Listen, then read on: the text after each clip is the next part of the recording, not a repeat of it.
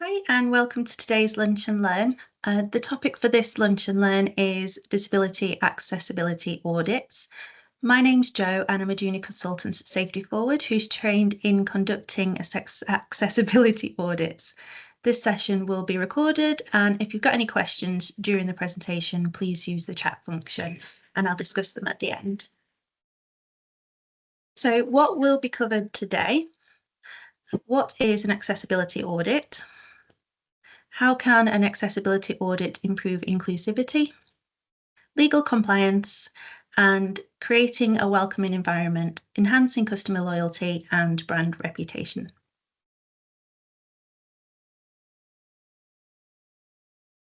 An accessibility audit is a systematic assessment that identifies any barriers that might prevent people with disabilities from fully accessing and using the building and its facilities. The content and measurements included in these assessments can be quite surprising and they can be quite vast. It does include, but it's not limited to, evaluating entrances and exits. This will include the width, how heavy the doors are, if they're visible, and if the door looks like what it's actually intended to be used for. Lifts. Do the carpets make the floor look like a hole when the doors open? Is there a mirror? If there is a mirror, is it the correct height from the floor? Are the floor levels correctly labelled? And are the buttons in the right place for the lift? Ramps, the length and gradient, handrails and adequate resting points. I will go into the ramps a little bit later. It gets a bit complicated. Lighting. So the brightness, dark spots, any shadows that are cast. These are measured by using the lux meter. Stairs, do they have handrails? Is there contrasting nosing, which is the different coloured on the edges of the steps? Are there any tactile warnings at the top and the bottom of the steps? Tactile warnings are the bumps that you can feel under your feet before you actually reach the steps themselves. Restrooms, the functionality and the equality of amenities within the restrooms. And signage. Are they legible? Can they be followed in the intended way? And do they have a reflective surface, making them difficult to see? Anything like that. So how can an accessibility audit improve inclusivity? I've included for staff and for visitors because there are different types of companies. So for staff, the audits can identify key areas for improvement, which, when addressed, will enhance the working environment. Conducting an accessibility audit demonstrates a commitment to staff well-being and acknowledges the potential daily challenges that they may encounter, potentially improving their ability to perform well in their job, feel included within their company. And for visitors, these audits can reveal areas where businesses may not be as accessible as they could be. This could include how easy it is to find your way around, physical access to the building, and that everyone can use the facilities comfortably and without feeling embarrassed or awkward. For example, a lot of places lock disabled bathrooms. This tends to be used to prevent them from being misused. However, most people can access a bathroom without having to ask for a key or to let anyone know that they're needing to go to the bathroom. So if the disabled bathroom's locked, it can create an embarrassing or awkward situation for somebody. More importantly, these audits help create a more inclusive and welcoming environment for everyone, regardless of their abilities.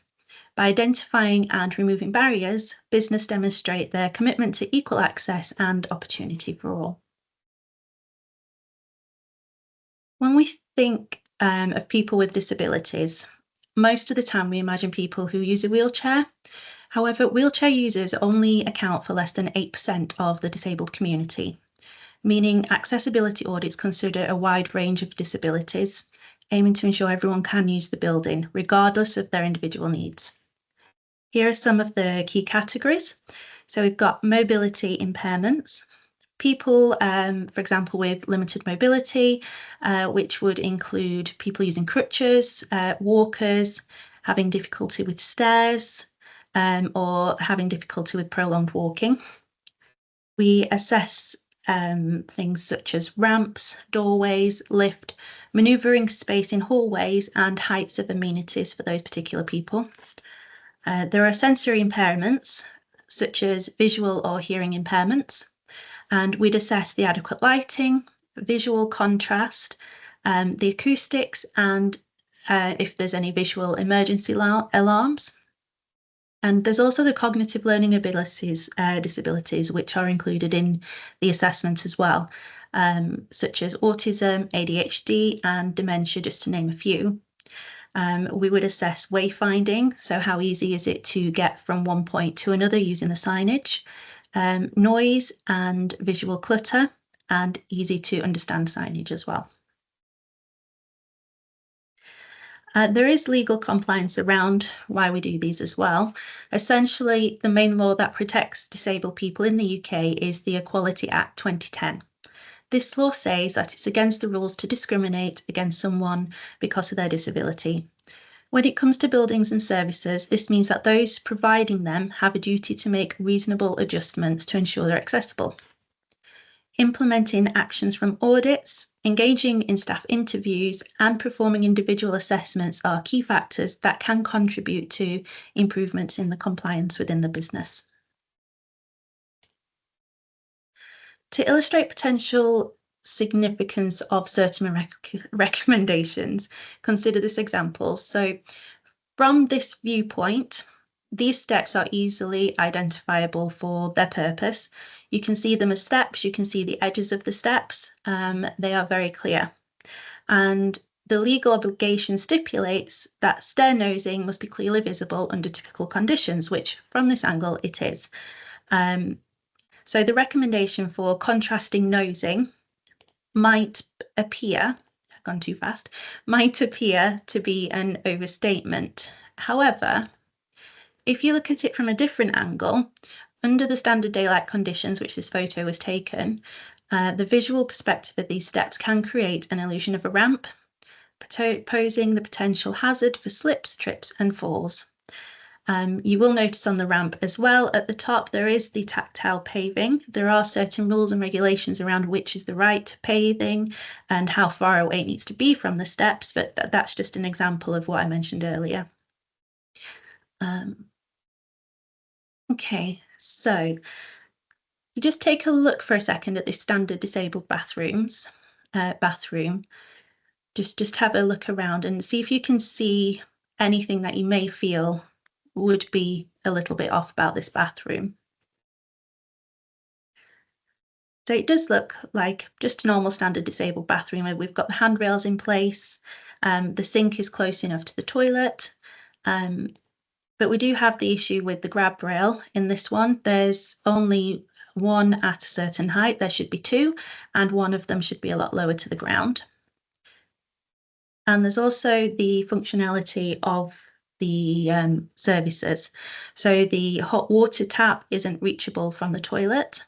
There's nowhere to dry your hands at all. If you're on the toilet, you need to be able to wash and clean if you've made a mess, and you then can't dry your hands. So if you transition into your wheelchair, it could cause you to slip. And I wanted to talk about the actual transitions people do to get from the chair onto the toilet. So what they would do, there's two types. They can either go directly up to the toilet and use the grab rails to maneuver and sit on it that way, or they back their wheelchair up, which would be into this area, and then transition sideways onto the toilet. And you probably wouldn't even notice, but if you can see the pipe work and where the grab rails are, that would make it very difficult for somebody who transitions in that way to get over there to the toilet. And these are just some of the calculations that would be used on a normal disabled toilet. And as you can see, there are quite a lot. We have the height of the sink, the actual height of the toilet basin itself, how far away the amenities are from the toilet basin, the height of the grab rails, and as you can see, all these red lines are to do with all the amenities and the calculations of them. This, at the time, this is a ramp. This was praised for being an innovative and inclusive way to include a ramp into the architecture. It has a slow gradient, it's got resting points. But if you look more closely at it, there are no handrails, and there is the potential if somebody has lost control that they would be able to slip over the edges and go down the steps themselves. So at the time, it was an amazing piece of architecture, but as people have looked at it more slowly, they've realised it's not the best for purpose. And their basic ramp measurements. So we do have the landing, which needs to be 1.20 to 1.30 meters wide. And we've also got the height of the handrails as well. What isn't included on this is the length of the ramp itself and how many landings need to be on there. There are calculations to gain the gradient and how many landings, which involve using the predicted length and height needed, and that creates a ratio, and then that ratio is then used to create those numbers.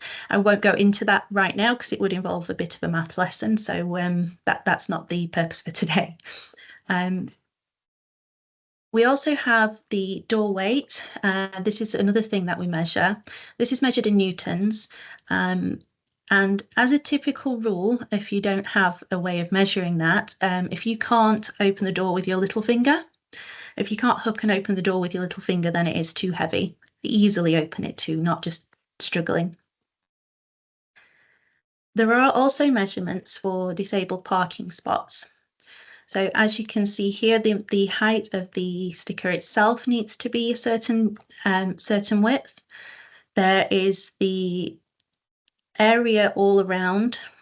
There are all the measurements included on the picture. There needs to be a sign that's visible and not hidden. We see a lot of disabled parking spaces which would have the sides and the sign, but they don't tend to have the back, which does need to be included as well, because if people are having to get their wheelchairs out of the boot, they need to be able to do that safely. And I just wanted to include a picture of a disabled space that isn't fit for purpose. As you can see, there's no sign, there's no markings around. It is a larger space, but it's not large enough. Okay, so I've put these up for wayfinding. There was an experiment in Birmingham New Street. They sent a focus group to find places in the safe station, such as toilets, ticket information, or a platform. They had to find those purely by using the signs and the arrows in the station itself. And what was found with that is a lot of people struggled from purely the signage alone to find where they needed to go, where the toilets were, which direction the arrows were actually pointing in. So I've used this to highlight that even if you do have what you may feel is adequate signage and wayfinding, you may find it difficult for somebody who's never been to the building before to actually find where they need to go.